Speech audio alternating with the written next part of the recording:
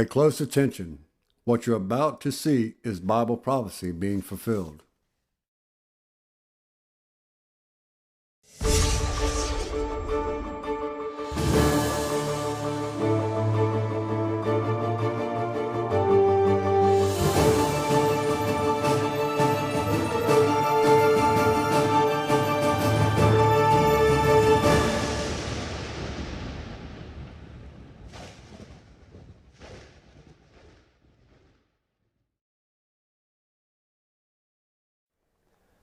Welcome to another edition of YPN News, bringing you news as it relates to Bible prophecy and foretold by Yisrael Hawkins. Well, we're going to be talking about quite a variety of things today, including the weather on Jupiter, which has really been changing over the last 12 years or so. That Texas abortion ban that went into effect, and China flexing its military muscle yet once again. But we're going to start off with the Great Red Spot on Jupiter, which has apparently been growing in size, and it has scientists baffled. But now they think that they have an idea of what's going on. The Great Red Spot, estimated to be over 350 years old, with wind speeds greater than a Category 5 hurricane, has been speeding up. Hubble telescope images have determined that wind speeds along the high-speed outer rings have increased by 8% since 2009, now at over 400 miles per hour. Well, scientists don't know why the winds are speeding up, but suspect that it could be influenced from a nearby storm. Now, another interesting fact is that the winds inside the storm are considerably slower than the outer bands, kind of like, quote, someone cruising lazily on a Sunday afternoon, end quote. Now, that was according to NASA. Now, with the spot being more than 10,000 miles across, the Earth could easily fit inside for comparison. Wow. Well, NASA scientists said that the only reason that they knew about the changes is because of Hubble images. The satellite can get some great readings, some several thousand miles above Jupiter's Great Red Spot. And even with all this new information, Jupiter's red spot, what fuels it, and why it's growing and speeding up mostly remains a mystery to astronomers and scientists. Well, take a look at this next video about a volcano on Spain's Canary Island and how it's having a tremendous effect on its inhabitants and their livelihoods. Take a look. We have been warned that this eruption could last till December. It's spewing out hot lava behind me. All our life is there. We built it with our hands. The island of La Palma in Spain's Canary Islands has been transformed by the eruption of a volcano. There are people who are not going to find their house after this because it's 5, 7, 8 meters under the ground. So what now for the island?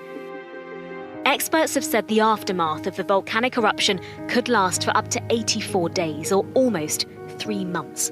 That calculation is based on the length of previous eruptions in the archipelago. For people here, they've been hugely affected by this, but for many people, this is considered a bit of a spectacle. It's extraordinary to see something like this. The last time this happened was 50 years ago.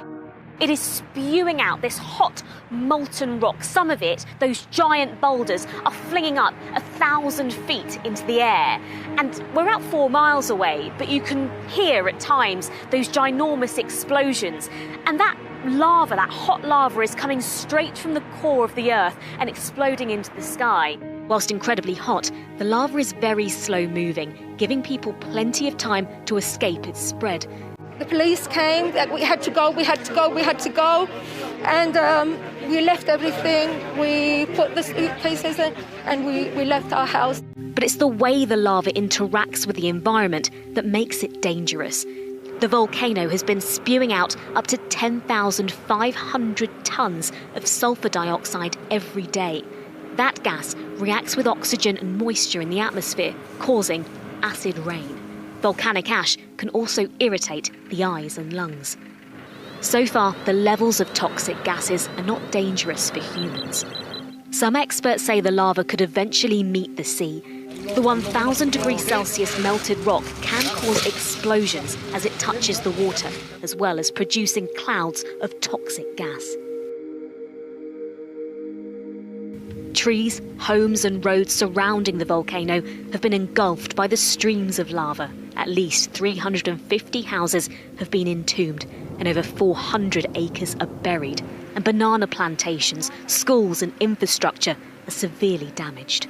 And whilst many people, already some 7,000 people have been displaced from their homes and have been evacuated, many more could face the same fate if that volcano continues to erupt.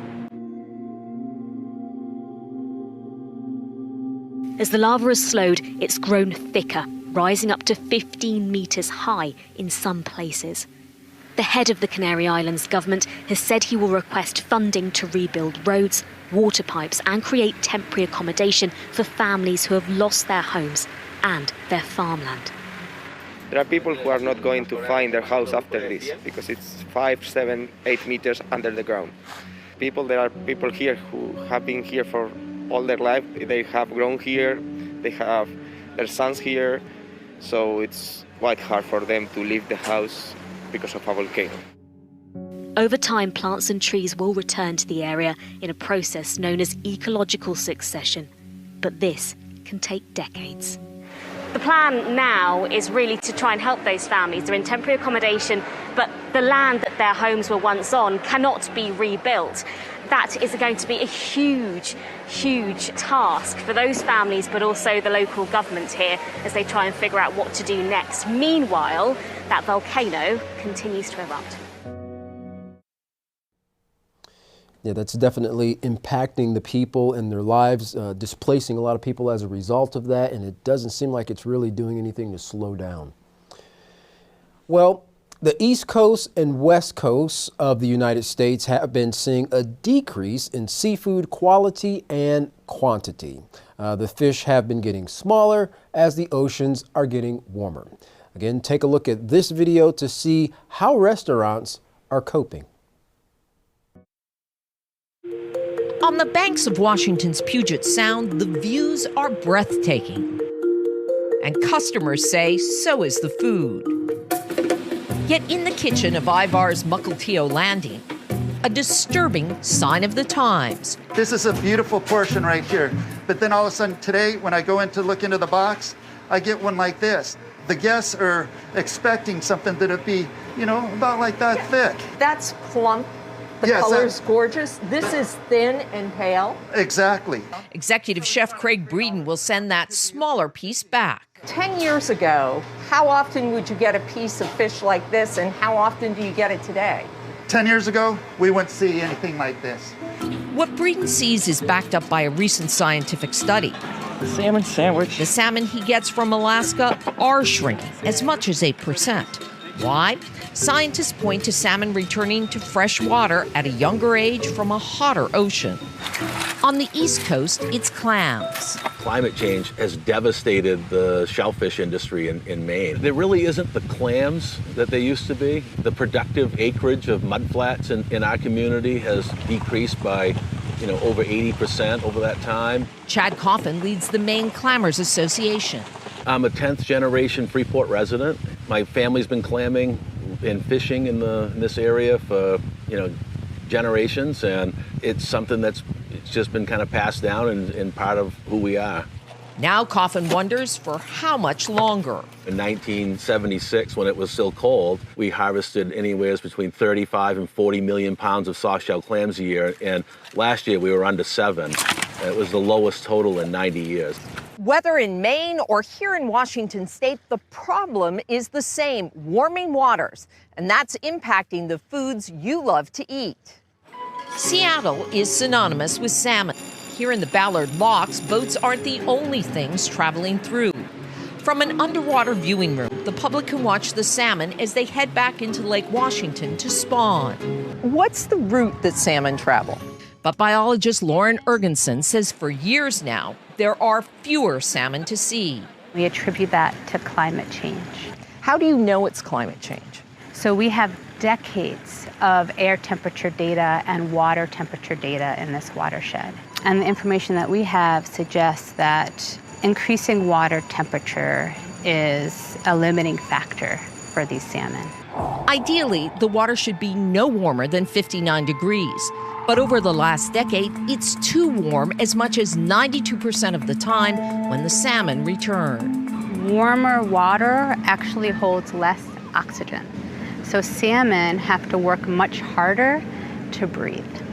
The Gulf of Maine warming faster than most of the world's oceans, exacting a brutal price. I think that politics has really muddied the issue for us, and it's not really about, whether you believe in climate change or anything like that. It's really about, the water has warmed, and it is warming, and it is having, severe and widespread impacts on fisheries and environments. It's devastated a lot of commercial fisheries here in Maine, namely softshell clams, scallops. Mussel fishery is almost completely gone. Destroying food and culture. Katan, that really shows you how everything has to be in such balance to work properly, and when it's out of balance, you see, the fish there as just comparison, how they're so much smaller than what they used to be. Yeah, going to kind of go out at a younger age. Of course, they're not going to be as big, being so young, and we're seeing the detriment that climate change is affecting pretty much every species on the earth. Right. Well, California's governor made a monumental mandate requiring COVID vaccinations for all school children from K through 12 once the vaccines are fully approved by the federal government. Now, as the U.S. reaches 700,000 deaths, the drug company Merck says that it has developed a new drug that reduces hospitalizations and can be a game changer in treating the coronavirus. Well, they are now seeking emergency use authorization from the FDA for the world's first antiviral pill to treat COVID. Well, on the East Coast in New York City, a group of public school teachers asked the Supreme Court to block a vaccine mandate that's set to kick in today. Now, the mandate states that all public school staff, get at least one dose of the vaccination or face termination. Well, that Supreme Court there did not go ahead and block it. In fact, they refused to block that mandate that the teachers were requesting. Well, back in California, Governor Newsom took a bold stance, making his state the first to mandate vaccinations for eligible children in both public and private schools once the vaccine is approved by the FDA. Well, Governor Newsom said that he expects other states to follow suit. The COVID vaccine will be added to existing vaccinations required by schools already. Currently, about 36% of California's children, school-age children, are not vaccinated against COVID. Well, in trials for the new pill from Merck, patients who were given the pill over 5 days had a reduction in hospitalizations by 50%, and there were 0 deaths. Now, there were 8 deaths in the group given the placebo. Now, nationwide, cases of COVID are reported to be declining after the summer surge, but Supreme Court Judge Brett Kavanaugh was one of the latest to get the virus, even though he's fully vaccinated and currently asymptomatic.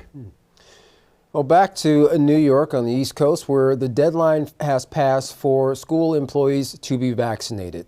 About 20% of nearly 4,600 school safety agents are unvaccinated and will not be eligible to work and could be forced to take an unpaid leave. Also, many could lose their jobs. Well, the president of Teamsters Local 237 said that schools will be less safe on Monday because there will be less school safety agents. And one school employee under the threat of losing her job in an interview with CBS Evening News said that she reluctantly got her first dose. Well, an FDA advisory committee is meeting to discuss a vaccine for children that they hope to have available by October 31st. Well, we're going to take a look at what's going on in Texas and, of course, some things with the United States and the European Union and a kind of a battle between some trust that's going on there. And we're going to turn that over to our field correspondent, Larry McGee, who has more for us on this recent ban by Texas and some of the other things that are taking place throughout the world. Larry, what do you have for us? For anyone who might have held out hope that the hearts of the people might soften due to the great degree of death which the world is currently facing, The response of some to the clever maneuver that essentially bans infanticide in Texas must have been a disappointment. The position of the federal government is that the move poses constitutional questions, and with that, they have moved to face off against Texas in court, while the Lone Star State says that there is really no just cause for legal action since the measure is designed to be executed not by state officials, but by citizens who have merely been empowered by the law to bring civil action against those seeking to terminate a life. For all of its shrewdness, federal judges say it sets a very dangerous precedent in that it actually represents the state moving to suppress constitutional rights, and so they are said to be considering the matter very closely. America is determined not to allow the competition to get too close, and with that as a goal, it has teamed up with the EU to deliberately strive towards denying China access to top technologies. Secretary of Commerce Gina Raimondo was far from coy on the matter, stating for reporters that the goal is to keep Beijing from catching up. The U.S.'s intentions is to utilize the EU as a pawn, but it does face some challenges in that, though. Not all of its relationships with the group's members are rosy, particularly its standing with France, who is still nursing a grudge behind America's recent deal with Australia that undermined the Aussies' prior deal with Paris and cut it out of billions. There is a growing sentiment in Europe that America simply cannot be trusted. For YPN News, I'm Larry McGee. Good time, Jeff. Back to you. Well, the sale of weapons has always been a big business, but as we just saw there, if you're not careful, you're going to step on someone's toes. That's true. Well, the Quadrilateral Security Alliance, or Quad, as it's being called, seems to have provoked a warning to one of its members just a few days after the group held its first in-person meeting. Now, during a recent speech, Sun Weidong, a Chinese ambassador to India, said in a recent speech, "We should adhere to the 5 principles of peaceful coexistence, respect the core interests and major concerns of each other, uphold strategic autonomy, and refrain from interfering in each other's internal affairs or engaging in any alliance or quasi-alliance targeting the other." Beijing's reference to a quasi-alliance cannot be mistaken, as India is one of the 4 members of the alliance. The first summit meeting was held at the White House, hosted by American President Joe Biden. Those in attendance were Indian Prime Minister Modi, Japanese Prime Minister Suga, and Australian Prime Minister Morrison. Well, the goal, according to the Security Alliance, is to uphold international law and order, particularly in the Indo-Pacific region. Now, the leaders have a lot in common, including the fact that they govern the 4 leading democracies in the world. Aside from their pursuit to protect the Indo-Pacific, the Quad has also promised to produce billions of doses of the COVID vaccine in India to ramp up the supply to Southeast Indian nations that are lacking. And remember, Catan, India was one that was hit so hard with COVID there. I mean, the numbers were astronomical there, what they were dealing with. So, you know, this was supposedly here to help them deal with that surge. That's right. But some are calling the Quad the Asian NATO, and everyone's wondering if these types of alliances are going to worry China. China clearly doesn't like such alliances being formed. And on the flip side, the Chinese ambassador was building up the importance of initiatives where Beijing has a seat. So is China's government taking on more aggressive tone with the world? Well, just look at China's military, which continues to build bigger and more advanced weapons. Now, the latest among these, a stealth fighter jet with Chinese-made engines, was just unveiled at the country's largest air show. Now, a spokesperson for the Chinese Defense Ministry made the claim that, quote, "seeking to contain China is doomed to be a futile and failure." The relations between China and the U.S. have been spiraling for a while now, with the ongoing trade war, competition for new technology, human rights issues, Hong Kong, and where the coronavirus originated from. And we can add to that list a war of words between the U.S. and Chinese Air Force commanders. Well, U.S. Air Force Secretary Frank Kendall came on board President Biden's staff in August of this year. Now, his first job was to quickly get the United States Air Force 2023 budget together. Now, Kendall explained to reporters, quote, "The budget should field the kinds of leap-ahead technologies that scare China." Well, China's Air Force Commander Wang Wei did not waste time in responding to Commander Kendall's statement, by saying the U.S. can meet the People's Liberation Army in the sky. Well, sounds like fighting words. Of course, the major source of contentions between China and the U.S. and the Quad Alliance is Taiwan. China, for the second time in 1 week, flew 19 of their aircraft over the Taiwan Strait, entering into their air defense zone. One reason for China's aggressive behavior could be because Taiwan is seeking to join the Pacific Trade Pact with the hopes they will be admitted before China. Well, in an interview with RT, retired General Jack Keane said this type of behavior from China has been going on for over a year, and he believes since the U.S. pulled out of Afghanistan and the Taliban took over, this has also caused China to up its rhetoric against Taiwan. Now, this might imply since the U.S. has left longtime allies like Afghanistan to fend for themselves, they could do the same to Taiwan. General Keane said, speaking about the last two incidents, quote, "I think one is the result of the Afghanistan collapse. The second, though, I think has to do with the Quad," end quote. Keane explained the informal alliance known as the Quad actually began during the Bush administration, was then revised during President Trump's time in office, and as we just mentioned a little while ago, is now holding meetings with President Biden. Now, the first meeting via the video call app Zoom, and the second meeting in person at the White House. Well, the alliance being between Japan, Australia, India, and the United States includes 3 out of the 4 largest economies in the world. And while they are working on climate change concerns, the distribution of the COVID vaccine, their main concern and reason for coming together is to maintain peace and stability in the Indo-Pacific.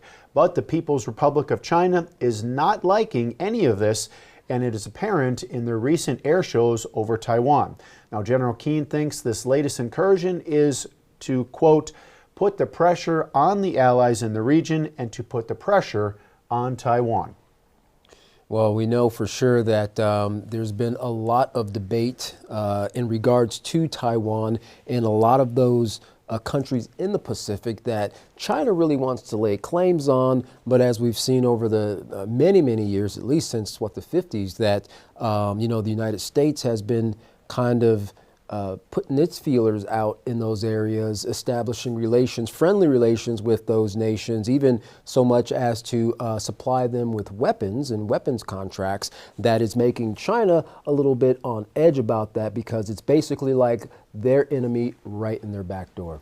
Right, and with Taiwan, as we just mentioned, now some are thinking, well, is the U.S. going to just kind of leave Taiwan like they did Afghanistan, have them fend for themselves? So China, is thinking, okay, this might be time to make our move. And we know that Taiwan is really going to be that boiling point there between China and the U.S. And we talked about Australia last time that, they're taking a pretty tough stance against China, but they're paying a heavy price by all the sanctions and so forth that they're receiving. That's right. Well, if you want to learn more about these stories, you can contact the House of Yahweh. When you do, don't forget your copy of the Prophetic Word magazine and monthly newsletter. Here's how. To contact the House of Yahweh, you can write them at the House of Yahweh, P.O. Box 2498, Abilene, Texas 79604. You can call them at 1-800-613-9494. Visit them on any of their websites by going to Yahweh.com, YisraelHawkins.com, and Yahweh'sBranch.com. Or visit our website by going to YPNnews.com. You can email the House of Yahweh at info@Yahweh.com. And for all calls outside the United States, please dial the number on your screen. And don't forget the Yisrael Says and Ask Yisrael programs. You can find those by going to YisraelSays.com and AskYisrael.com. Well, don't go anywhere. Up next, another message from Yisrael Hawkins. From all of us here at YPN News, I'm Jeffrey Heimerman. And I'm Katan Alexander. Thanks for watching.